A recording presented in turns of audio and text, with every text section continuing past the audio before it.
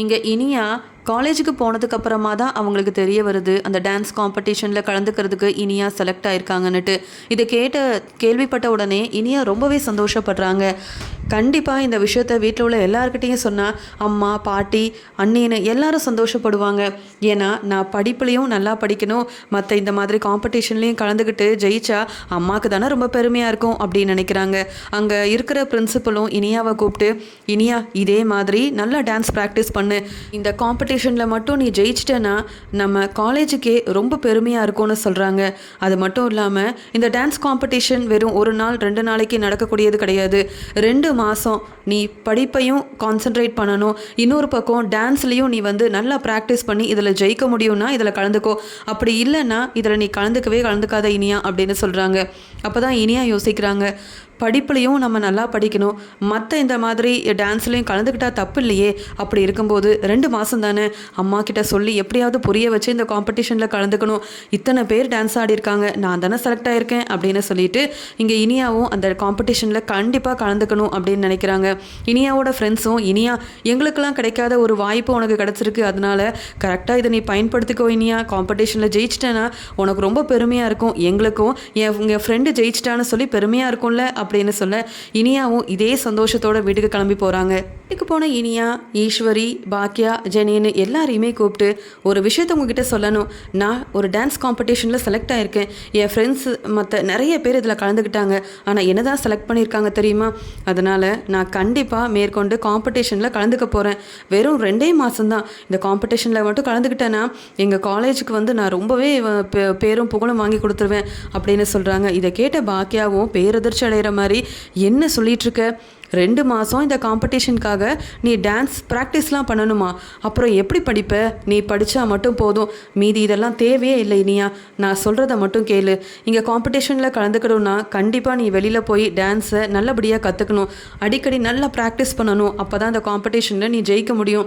2 மாதன்றது சாதாரண ஒரு விஷயம்லாம் கிடையாது, இங்கே படிப்பெல்லாம் விட்டுட்டு இப்படி நீ டான்ஸில் கவனம் செலுத்தினேன்னு வை, ஒன்றால் படித்து முன்னேறவே முடியாது, அம்மா சொல்கிறத கேளு, அம்மா உனக்காகவே கஷ்டப்பட்டு வேலை பார்த்துட்ருக்கேன், நீ படித்து ஒரு நல்ல இடத்துக்கு போகணும், நல்ல வேலை பார்க்கணும் அப்படின்னு ஆசைப்பட்டுட்டு இருக்கும்போது இதெல்லாம் தேவையில்லைம்மா, உன்னை நான் வெளியில் டான்ஸ் கிளாஸுக்கு நான் அனுப்ப போகிறதும் இல்லை, நீ டான்ஸ் கற்றுக்கவும் வேண்டாம், இந்த காம்படிஷனில் கலந்துக்கவும் வேண்டாம் அப்படின்னு பாக்கியா ரொம்பவே கராராக சொல்லிடுறாங்க. உடனே இனியாவும், இது எவ்வளோ பெரிய வாய்ப்பு தெரியுமா, என் காலேஜில் படிக்கிற நிறைய பேர் இந்த வாய்ப்பு கிடைக்காதான்னு ஒவ்வொரு நேரமும் என்கிட்ட சொல்லிட்டு இருந்தாங்க, இனியா நீ ரொம்ப கொடுத்து வச்சவ, இந்த ஒரே காம்படிஷனில் நீ தான் செலக்ட் ஆகிருக்க, நாங்கள்லாம் செலக்ட் ஆகும்னு ஆசைப்பட்டோம், நீ கண்டிப்பாக இதில் கலந்துக்கணும்னு என் ஃப்ரெண்ட்ஸ் எல்லாரும் சொன்னாங்க தெரியுமா, என் ஃப்ரெண்ட்ஸ் சொன்னால் எல்லாம் சரியாக தான் இருக்கும், அது மட்டும் இல்லை பாட்டி, நீங்களாவது அம்மா கிட்ட சொல்லி புரிய வைங்க பாட்டி, இந்த ஒரு காம்படிஷனில் மட்டும் கலந்துக்கிறேன், நான் மட்டும் ஜெயிச்சிட்டேன்னா நம்ம வீட்டில் உள்ள எல்லாருக்கும் பெருமையாக இருக்கும்ல, ஏற்கனவே நான் பிரின்சிபல் முன்னாடி அம்மாவை ரொம்பவே தலகுனியை வச்சுட்டேன், இதன் மூலமாக நான் வந்து ஏதாவது செய்யணும் அப்படின்னு ஆசைப்படுறேன் பாட்டின்னு சொல்ல, அதுக்கு உடனே ஈஸ்வரியும், உன் தாத்தாவும் இங்கே இல்லை, அப்படி இருக்கும்போது வீட்டில் ஒழுங்காக நீ படித்து முன்னேறினா போதும், பாக்கியா என்ன சொல்கிறாளோ அதன்படி செய், அவ்வளவுதான் என்னால் சொல்ல முடியும், ஏற்கனவே நீ வெளியில் இப்படி டான்ஸுக்கு போகிறேன் ப்ராக்டிஸ் பண்ண போகிறேன்னு சொல்லிட்டு போகிறதெல்லாம் எனக்கு என்னவோ சரியாக படலை, 2 மாதம் இந்த டான்ஸுக்காக இப்படி நீ வந்து ப்ராக்டிஸ் பண்ணிகிட்டு இருந்தேன்னா அதெல்லாம் சரிப்பட்டு வராது, படிப்பில் மட்டும் கவனம் செலுத்து அப்படின்னு சொல்லிடுறாங்க. வீட்டில் யாருமே நான் சொல்கிறத கேட்கவும் மாட்டேங்கிறாங்க, புரிஞ்சுக்கவும் மாட்டேங்கிறாங்க, எனக்கு யாரும் சப்போர்ட்டாக இருக்க மாட்டேங்கிறாங்களே அப்படின்னு நினச்ச இனியாவும் என்ன செய்கிறதுன்னு தெரியல, பேசாமல் இந்த விஷயத்த அப்பா கிட்ட சொன்னால் தான் சரிப்பட்டு வரும், ஏன்னா அம்மாவை விட அப்பா நிறைய படிச்சிருக்காங்க, அவருக்கு நல்ல அனுபவம் இருக்குது, நான் சொல்கிற எல்லாத்தையுமே அப்பா தான் கவனிப்பாங்க, அதனால் கோபி அப்பா வீட்டுக்கு போயிட்டு இந்த விஷயத்தெல்லாம் சொல்லுவோம், அவர் என்ன சொல்கிறாரோ அப்புறம் முடிவெடுத்துக்கலாம் அப்படின்னு சொல்லிட்டு வீட்டுக்கு யாருக்குமே தெரியாமல் கோபியை பார்க்கறதுக்காக போகிறாங்க இனியா. இங்கே இனியா கோபியை தேடி ராதிகாவோட வீட்டுக்கு போக இனியா வந்ததை பார்த்து கோபி ரொம்ப சந்தோஷப்படுறாங்க. இனியாமா வாமா அப்படின்னு சொல்லி உள்ளே கூப்பிட்டு உட்கார வச்சு, இனியாமா என்ன சாப்பிட்ற, ஆமாம் திடீர்னு என்னம்மா அப்பாவை பார்க்கறதுக்காக வந்திருக்கிறியேன்னு கேட்க, ஆமாம் டாடி உங்ககிட்ட ஒரு முக்கியமான விஷயம் பேசணும், வேறு ஒன்றும் இல்லை, நான் காலேஜில் ஒரு டான்ஸ் காம்படிஷனில் கலந்துக்கணுன்னுட்டு ரொம்ப ஆசைப்பட்றேன், நிறைய பேர் கலந்துக்கிட்டாங்க. அதில் என்ன மட்டும்தான் டாடி செலக்ட் பண்ணியிருக்காங்க. அப்படி இருக்கும்போது அந்த காம்படிஷனில் கலந்துக்கிட்டேன்னா ரொம்ப நல்லாயிருக்கும் அப்படின்னு என் ஃப்ரெண்ட்ஸ் எல்லாம் நினைக்கிறாங்க. ஆனால் அந்த காம்படிஷனை 2 மாதம் வந்து நடத்துவாங்களாம். அதனால் அம்மா அதெல்லாம் ஒன்றும் வேண்டாம், நீ படித்தா மட்டும் போதும்னுட்டு அம்மா பாட்டின்னு எல்லாரும் அந்த காம்படிஷனில் நான் கலந்துக்கவே கூடாதுன்னு சொல்லிட்டாங்க. நீங்கள் தான் டாடி ஏதாவது பேசி அவங்கள புரிய வைக்கணும், நீங்கள் தான் எனக்கு உதவி செய்யணும் அப்படின்னு சொல்ல இங்கே கோபி யோசிக்கிறாரு. பாக்கியா வேண்டான்னு சொன்னால் நம்ம அதை வேணும்னு எடுத்துக்கணும். நாம் எதிர்த்து தானே எல்லாத்தையும் செய்வோம். அதனால் பாக்கியா வேண்டான்னு சொன்னான்னா கண்டிப்பாக நம்ம குழந்தை இனியாவுக்கு நாம் உதவி செய்யணும். அப்போ தான் இங்கே இனியா வந்து காம்படிஷனில் பரிசெல்லாம் வாங்கும்போது நான் கெத்தாக இங்கே இனியா கூட ஸ்டேஜில் நிற்பேன்ல, அந்த பாக்கியாவுக்கு என்ன படிப்பை பற்றி தெரியுமா, என்ன தெரியும், இனியா ஆசைப்பட்டுட்டானா கண்டிப்பாக அதை நான் செஞ்சு கொடுக்கணும் அப்படின்னு நினச்சிட்டு கோபியும் நீங்கள் எதுக்கும் கவலைப்படாத, அது என்ன உங்கள் அம்மா சொல்கிறது, நீ எனக்கும் பொண்ணு தான், அதனால் நானும் முடிவெடுப்பேன் அப்படின்னு சொல்லிட்டு கண்டிப்பாக நீ இதில் கலந்துக்கலாம், நீ எதை பற்றியும் யோசிக்காத, நீ பாட்டுக்கு வீட்டுக்கு போ, அப்பா இருக்கேன்ல, உன்னை நானே அந்த காம்படிஷனில் கலந்துக்க வைக்கிறேன் அப்படின்னு சொல்ல இனியா ரொம்பவே சந்தோஷமாக அப்பா கூட இவ்வளோ நம்மளை புரிஞ்சுக்கிறாங்க, ஆனால் அம்மா பாட்டின்னு வீட்டில் உள்ள யாரும் நம்மளை புரிஞ்சுக்க மாட்டேங்கிறாங்கன்னு சொல்லிட்டு ரொம்ப சந்தோஷமாக அங்கேருந்து கிளம்பி போகிறாங்க. இதை பார்த்த ராதிகா சொல்கிறாங்க, என்ன கோபி இதெல்லாம் உங்களுக்கு தேவையா? இங்கே வேணும்னே பாக்கியா பேச்சை மீறி இங்கே இனியாவுக்கு உதவி செய்யணுன்றதுக்காக தானே இப்படி வந்து ஒத்துக்கிட்டீங்க. யாராவது இதை சரின்னு சொல்லுவாங்களா? 2 மாதம் இப்படி காம்படிஷனுக்காக டான்ஸ் ப்ராக்டிஸ்ன்னு சொல்லிட்டு அங்கே இங்கேன்னு இங்கே இனியா போயிட்டா எப்படி அவள் படிப்பா? அவள் பாஸ் ஆகி ஒரு நல்ல வேலைக்கு போக வேண்டாமா? இனியா சொன்னதை நீங்கள் புரிஞ்சுக்க மாட்டிங்களா? பாக்கியா சொன்னதில் எந்த தப்பும் இல்லையே. பாக்கியா கரெக்டான முடிவு தான் எடுத்திருக்காங்க. நீங்கள் தான் வேணும்னே பாக்கியா பேச்சை வந்து மீறி இந்த இனியாவுக்கு உதவி செய்யணும்னு சொல்லிட்டு தேவையில்லாத வேலையை செஞ்சிட்ருக்கீங்க. நானும் எப்பயுமே பாக்கியா பக்கம் தான் நிற்பேன். பாக்கியா சொன்னது சரிதான். இனியா படித்து ஒரு நல்ல வேலைக்கு போனால் அதுவே போதும். இந்த காம்படிஷனில் எதுக்கு கோபின்னு சொல்ல இங்கே கோபி சொல்கிறாங்க, அதெல்லாம் நான் பார்த்துக்கிறேன் ராதிகா, நீ கோவப்படாத.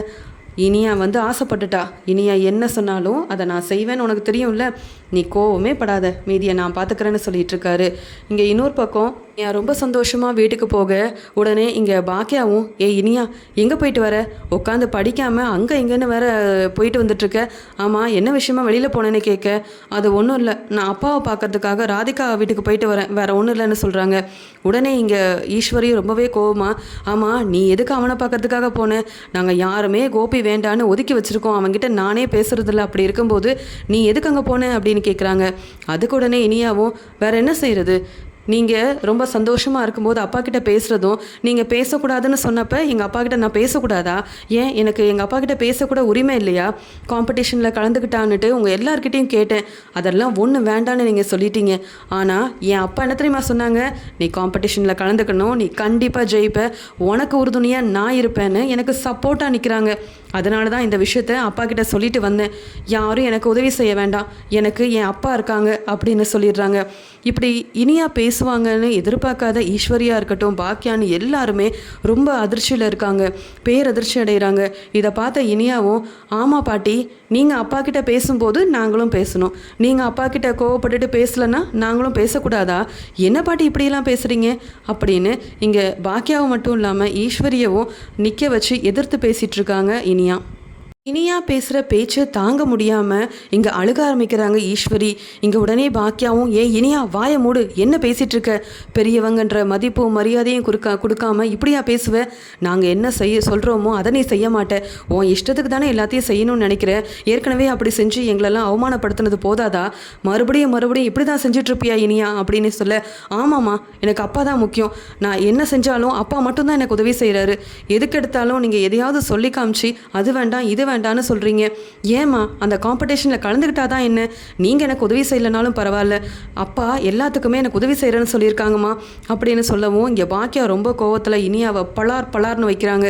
யார்கிட்ட என்ன பேசுகிறோன்னு தெரியாமல் என்னடி இப்படியெல்லாம் பேசிகிட்டு இருக்க அப்படின்னு கேட்க இனியா ரொம்ப கோவமா, நான் உண்மையதாம்மா சொல்கிறேன், எனக்கு என் அப்பா தான் முக்கியம் அப்படின்னு சொல்ல, இனியாவுக்கு எவ்வளவோ எடுத்து சொல்லியிருக்கேன் யார்கிட்ட எப்படி நடந்துக்கணும்னுட்டு, இப்போ வரைக்கும் இனியா திருந்துற மாதிரியே தெரியல, மறுபடியும் ஏதோ ஒரு பிரச்சனையில் தான் அவள் வசமாக மாட்டிக்க போகிறா போலையே அப்படின்னு சொல்லி இனியா எதிர்த்து பேசிட்டு அங்கேருந்து கிளம்பிடுறாங்க.